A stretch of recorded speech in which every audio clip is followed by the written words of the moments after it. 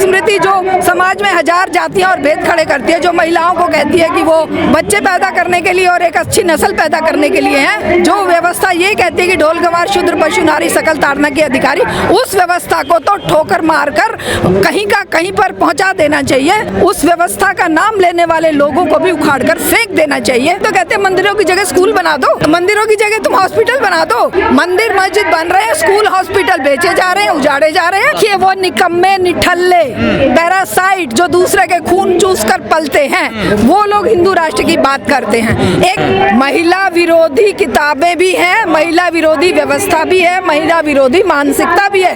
और किताबों को लेकर झगड़ने से की बजाय अगर हम उन किताबों में लिखी हुई बातों को मानने से इनकार करते हुए सड़कों पर उतरे, क्योंकि ये विवादों से कुछ नहीं होने वाला। विवाद चलते रहे, वो सब कुछ उनकी मुट्ठी में कैद है। संसद उनकी मुट्ठी में, करते रहो विवाद। संसद के अलावा सुप्रीम कोर्ट तक उनकी मुट्ठी में। जजेस को लालच देकर कभी राज्यसभा का सदस्य बना देंगे, कभी राज्यपाल बना देंगे, कभी किसी का हेड बना देंगे इन्वेस्टिगेशन एजेंसी का। तो ये लालच में डूबी हुई व्यवस्था के ये जो लोग हैं, ये किसी भी विवाद को सुलझाने की बात करने की बजाय उसको इस तरह से कालीन के नीचे ढक देते हैं कि जैसे समाज को तो कुछ मतलब पता ही नहीं चलता कि हो क्या रहा है। और कहते हैं देखो जी सुप्रीम कोर्ट ने आदेश दे दिया, देखो जी सुप्रीम कोर्ट ने ये कर दिया, देखो जी वो फलाने उसने ये कह दिया, होगी कहानी खत्म। एक सवाल बार बार उठता है, जब देश में 50% महिलाएं हैं तो फिर मंदिरों में पुजारी महिलाएं क्यों नहीं बनती हैं? देखिए, हम तो मंदिरों में पूजा पाठ, मूर्ति पूजा, हम तो महात्मा बुद्ध और हमारे और महापुरुष जिन्होंने इस आडंबर को, इस गंदगी को उखाड़ फेंकने की बात की है। हम ये नहीं कहेंगे महिला पुजारी हो या दलित पुजारी हो। हिस्सेदारी का अगर सवाल, अरे हिस्सेदारी गलत चीज की, कहाँ की हिस्सेदारी? हम तो कहते हैं मंदिरों की जगह स्कूल बना दो, मंदिरों की जगह तुम हॉस्पिटल बना दो। उन मंदिरों पर लड़ने की बजाय कि हमें पुजारी बना, हम तो नहीं बनना चाहते पुजारी। हम तो गलत है ये चीज। हमें मंदिरों के लिए लड़ाई नहीं करनी है, हमने शिक्षा के लिए लड़ना है, हमने रोजगार के लिए लड़ना है। मस्जिद, मंदिर, गुरुद्वारे या चर्च, उसके लड़ाई करने का कोई मतलब ही नहीं बनता। लड़ाई लड़ो केवल अपने एजुकेशन के लिए, लड़ाई लड़ो रोजगार के लिए, लड़ाई लड़ो असमानता को खत्म करने के लिए। व्यवस्था तो वहाँ से चलती है ना। देखिए व्यवस्था चलती है जनता के आंदोलनों से। जिस दिन जनता जागरूक होकर सवाल पूछने लगी, श्रीलंका की तरह सड़कों पर उतर आई, तो वहाँ से जा रहे होते हैं ना। देखिए फतवों को तो उठाकर जला देना चाहिए। कोई भी धार्मिक फतवा, चाहे कोई चर्च जारी करे, चाहे कोई मंदिर जारी करे, चाहे कोई मस्जिद जारी करे, उन फतवों का गैर जिम्मेदाराना एक तरीका है और वो अमानवीय हैं। उन अमानवीय फतवों को हम नहीं मानते और ना ही हम ये कहेंगे कि हमें मंदिरों में पूजा की वो दी जाए। नहीं, हमें चाहिए ही नहीं मंदिर भाई। जो धर्म हमें आसमान का, मंदिर और मस्जिद हाँ, अरे मैं एक छोटा सा उदाहरण आपको दूं। मेरे हस्बैंड के गांव में परसों मैं गई थी शादी में, जहां 4000 बच्चे किसी जमाने में पढ़ते थे और गांव में एक भी मंदिर नहीं होता था। वो बढ़िया स्कूल था, लेकिन आज वो स्कूल खंडर हो गया और 4 मंदिर बन गए। यही देश में हो रहा है, देश में यही हो रहा है। मंदिर मस्जिद बन रहे हैं, स्कूल हॉस्पिटल बेचे जा रहे हैं, उजाड़े जा रहे हैं। और अब तो लोग कह रहे हैं कि जो संविधान है उसको भी बदला जाए, क्योंकि उसमें भारतीय संस्कृति नजर नहीं आती है, कहीं मंदिर का या किसी का जिक्र नहीं है संविधान में। ऐसी भारतीय आप स्कूल की बात कर रहे हैं, लोग पीछे जाने की बात कर रहे हैं। देखिए, अगर लोग स्कूल ये संविधान को आज पीछे करके मनुस्मृति या किसी दूसरे तरीके की व्यवस्था लागू करना चाहते हैं, तो वो घोड़े के पीछे, गाड़ी के पीछे घोड़ा बांधना चाहते हैं। गाड़ी को खींचता है घोड़ा, संविधान चलाता है देश को। लेकिन अगर ये कहते हैं कि नहीं 5000 साल पुरानी व्यवस्था चलाएगी, तो वो लोग जो है वो उसी तरह का काम कर रहे हैं जैसे कि गाड़ी के पीछे घोड़ा बांध दिया और अब वो कह रहे हैं कि जी गाड़ी अपने आप चलेगी। कैसे चलेगी? वो मनुस्मृति जो समाज में हजार जातियां और भेद खड़े करती है, जो महिलाओं को कहती है कि वो तो बच्चे पैदा करने के लिए और एक अच्छी नस्ल पैदा करने के लिए है, जो ये कहती है, जो व्यवस्था ये कहती है कि ढोल गवार शूद्र पशु नारी सकल ताड़ना के अधिकारी, उस व्यवस्था को तो ठोकर मारकर कहीं का कहीं पर पहुंचा देना चाहिए या उस व्यवस्था का नाम लेने वाले लोगों को भी उखाड़कर फेंक देना चाहिए। उस समानतापूर्ण समाज की जो गारंटी संविधान ने दी है और जो एक डेमोक्रेटिक आज व्यवस्था है, जो साइंटिफिक सोच की एक जो आवाज़ है, हम उसके लिए लड़ाई लड़ते हैं और ऑल इंडिया महिला सांस्कृतिक संगठन भी उसी के बैनर तले आज ये आंदोलन खड़ा कर। एक आखिरी सवाल मेरा मैम आपसे, तमाम हिंदू राष्ट्र की मांग तेज हो रही है, मंत्री साधु संत कह रहे हैं, तो अगर बनता है तो महिलाओं का क्या स्थान होगा? देखिए वो निकम्मे निठल्ले पैरासाइट जो दूसरे के खून चूस कर पलते हैं, वो लोग हिंदू राष्ट्र की बात करते हैं। एक मेहनतकश गरीब इंसान, एक महिला जो पूरे दिन परिवार को खटकर आगे बढ़ाती है, इसी तरह से जो मेहनतकश है, आप भी मेहनतकश हैं, हम भी मेहनतकश हैं, जो पसीना बहाकर अपनी रोटी कमा रहा है, वो कभी उस गंदी सड़ी गली व्यवस्था की बात नहीं करेगा, वो उस हिंदू राष्ट्र की बात नहीं करेगा, वो किसी मनुस्मृति की बात नहीं करेगा, वो संविधान को उखाड़ फेंकने की बात नहीं करेगा।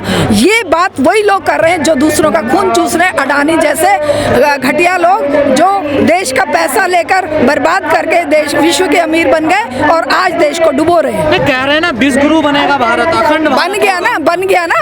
भुखमरी की लिस्ट में 107वें नंबर पे पहुंच गया, गरीबी में, बेरोजगारी में ऊपर जा रहा है। तो ये जो व्यवस्था है, ये विश्वगुरु बनाएगी क्या? कहीं किसी यूनिवर्सिटी का नाम हमारे विश्व की टॉप यूनिवर्सिटियों में नहीं है, तो हम ऐसे विश्वगुरु नहीं बनना चाहते।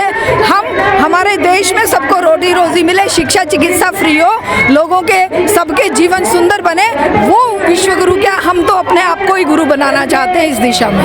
हमें ऐसा विश्वगुरु नहीं चाहिए जो ये मोदी सरकार बना रही है। योगी मोदी की सरकारें यही करेंगी। बुलडोजर का आतंक, हाँ, बुलडोजर, और कहीं पर ये बेटियों को मार के जला देंगे, कहीं बेटियों को मार के नदी में फेंक देंगे, कहीं गाड़ियों से बांध के घुमाएंगे। सारों में ही तो इनके नेता शामिल हैं। तो इनको आता क्या है? जो आवाज बुलंद करेगा, जो विरोध करेगा, चाहे वो आप है, मैं हूँ, मुस्लिम है, हिंदू है, कोई भी जाति है, कोई भी धर्म है, सबको ये इसी तरह से बर्बाद करेंगे। तो हमें एकजुट होकर इसके खिलाफ लड़ना पड़ेगा। देखिए, गैर बराबरी केवल महिला पुरुष की ही नहीं है, यहाँ जातिगत गैर बराबरी है, यहाँ धार्मिक गैर बराबरी है, यहाँ पर अमीर और गरीब की और शहर और गांव की गैर बराबरी है, यहाँ पर अनपढ़ और पढ़े लिखों की गैर बराबरी है। तो गैर बराबरी इस समाज का पूरा ढांचा असमानता पर आधारित है। लेकिन दुख की बात यह है कि महिला पुरुष की गैर बराबरी इतनी अपरेंट और इतनी दुखदाई है, क्योंकि 50% आबादी जब तक घरों में कैद रहेगी, जब तक उन पर अन्याय अत्याचार होते रहेंगे,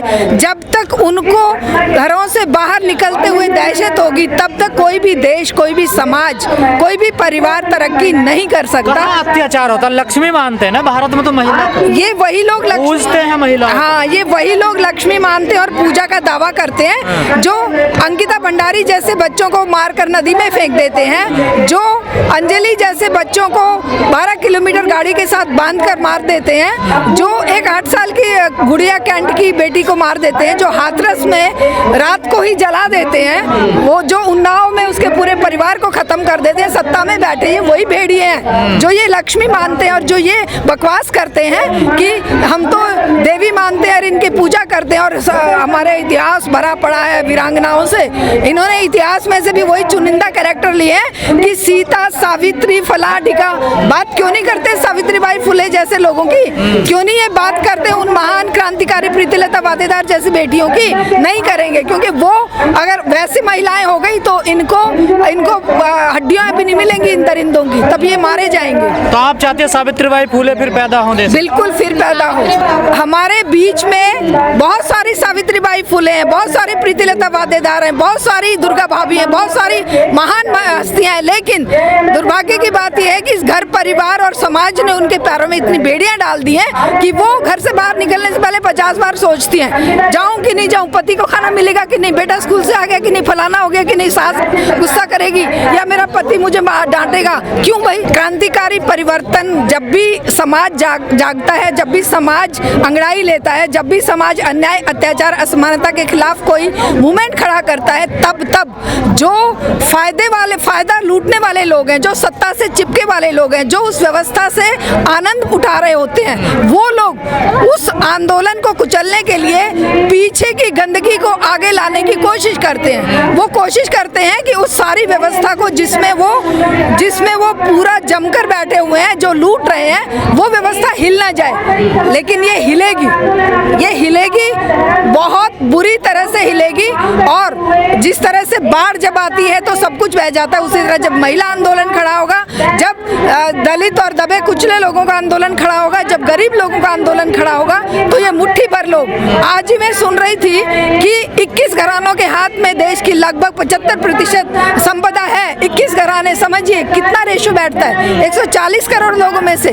अरे कमाल हो गया, लोगों की रोटी छीन रही है, लोगों के रोजगार छीन रहे हैं। बेटियों को 19 साल की अंकिता भंडारी को नौकरी करने जाना पड़ता है, 22-23 साल की अंजलि को रात को नौकरी करना पड़ रहा है। क्यों? क्योंकि घर परिवारों में खाने को नहीं है, घर परिवारों में रोटी रोजी का जुगाड़ नहीं है, और ऐसी स्थिति में उनकी सुरक्षा नहीं है।